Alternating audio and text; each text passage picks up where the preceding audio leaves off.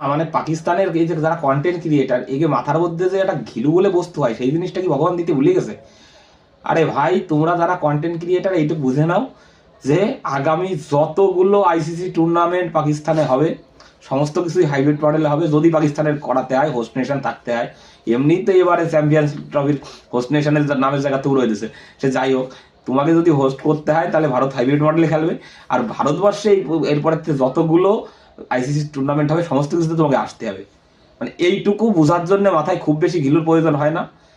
মানে ওইটুক ঘিলু অন্তত মানুষের ভেতরে থাকার দরকার আছে, বুঝলে? তোমার ভেতরে তাও নাই, বুঝিস? মানে পাকিস্তানের এই যে যারা কন্টেন্ট ক্রিয়েটার একে মাথার মধ্যে যে একটা ঘিলু বলে বস্তু হয় সেই জিনিসটা কি ভগবান দিতে ভুলে গেছে?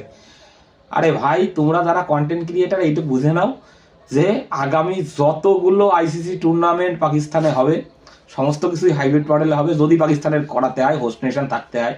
এমনিতে এবারে চ্যাম্পিয়ন্স ট্রফির হোস্ট নেশনের